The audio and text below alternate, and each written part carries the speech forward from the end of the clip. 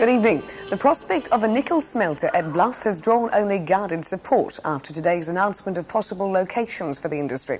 Bluff and Timaru were named as preferred sites by an Auckland-based consortium, New Zealand Nickel Smelters. But as Kim Hurring reports, they're not shouting in the streets of Bluff until they have some more hard facts. In Bluff, they're already used to the idea of a smelter. It's come as no shock that their site suits the requirements.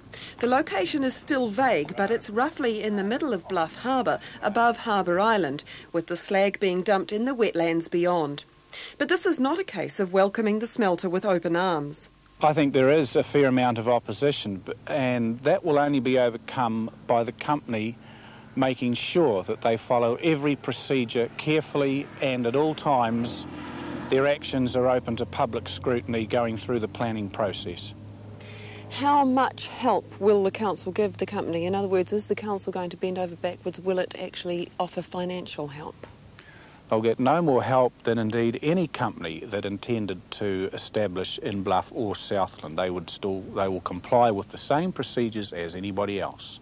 Bluff's done its own international survey on nickel smelters, which concludes there's no reason why a smelter shouldn't be sited here, as long as environmental impact is carefully monitored.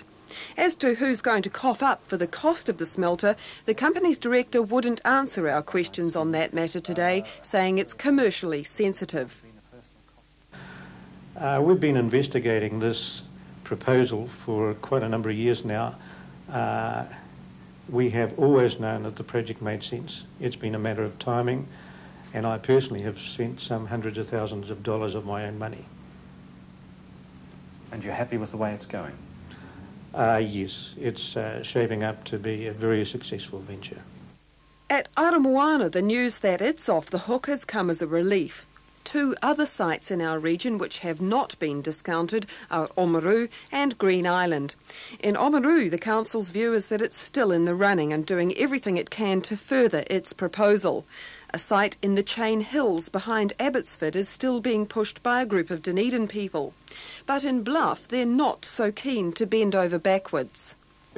The company has to prove to the people of Bluff and Southland that they have the wherewithal to proceed with the planning consents necessary. If they expect us to do it for them, they've got another thing coming.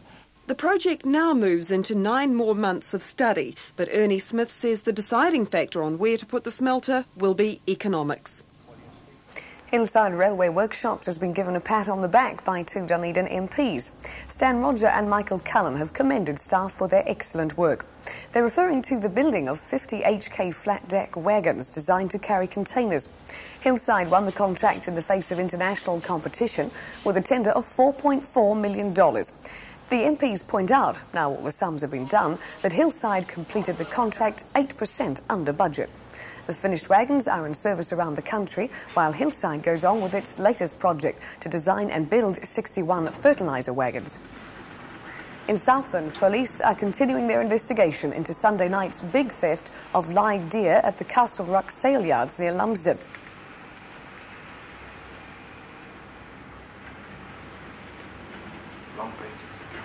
I'm sorry, we seem to have the wrong pictures with us at this particular moment in time. So we carry on with our next item. In Southland, police are continuing their investigation into Sunday night's big live theft of deer at Castle Rock. But unfortunately, we can't get to that item at this particular time. The geese, which had proved an unwelcome attraction at the Andersons Bay Inlet in Dunedin, spent the day sunning themselves, unaware of their fate. They're to be removed to a rural setting because complaints from the public and a health department report have convinced the City Council they're a health hazard. Meanwhile, the Parks Department's boning up on the best method to catch geese and hopes to complete the exercise in privacy. In Dunedin's Northeast Valley, the solid old post office building's taken on a new lease of life. The city's 3rd Montessori preschool centre has just been set up there, and parents are still hard at work opening up the 2nd floor. Montessori, which emphasises unforced formal learning from an early age, now has 3 preschools in Dunedin. Roading contractors working on the southern motorway extension at Dunedin's Burnside had one of their messiest days today. About 20 houses lost their water supply, but the traffic, at least, continued to flow. Kathy Graham reports. Stage 1 of the extension work, which is worth about $1 million, is now nearly finished, with the crews currently about 3 weeks ahead of schedule. Work started last October on the new road linking Burnside with the Green Island stretch of the motorway. Fulton Hogan, who won the contract, now just has to complete the bridge abutments and do some more roadwork on this corner so that traffic can eventually flow under here. The bridge construction will be stage 2, and the final stage will be the completion of the road linking this part of the motorway with Lookout Point. 16 rather ordinary people are expected to attract a lot of attention in Dunedin over the next few weeks. They've been in the country since late last year, and already nearly 200,000 New Zealanders have been to see them. The man responsible for them is out of the country, but Sally Pears found the next best thing.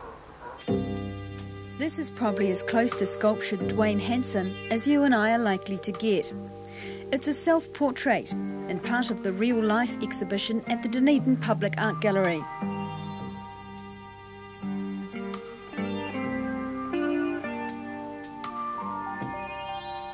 There's no better title for the exhibition than Real People, because these sculptures are disturbingly lifelike. They're cast from live models and even wear their clothes and jewellery. The result? A double that in some lights is more realistic than its human counterpart.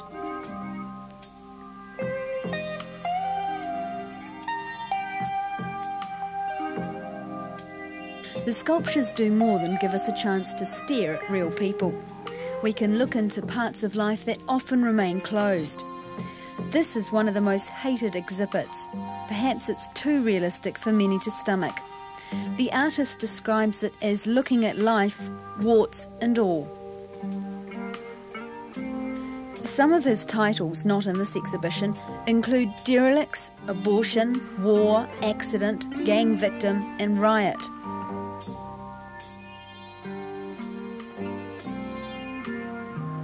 Hanson made 2 sculptures for the New Zealand tour, The Traveller and The Tourists. He describes these as dealing with people who lead quiet lives of desperation. The real people may be leading quiet lives, but their effect on others could be described as eerie. The gallery curator said he feels uncomfortable being alone with them at night, and it's not hard to see why. I was afraid to get close to this guy in case he breathed. And the more you see, the more you wonder who the real people are. Sally playing tricks on us at Real People, and the exhibition will be on show at the Dunedin Art Gallery for just over 6 weeks. Well, that's the South tonight, and not a single studio walkout. We'll be back tomorrow. Good night.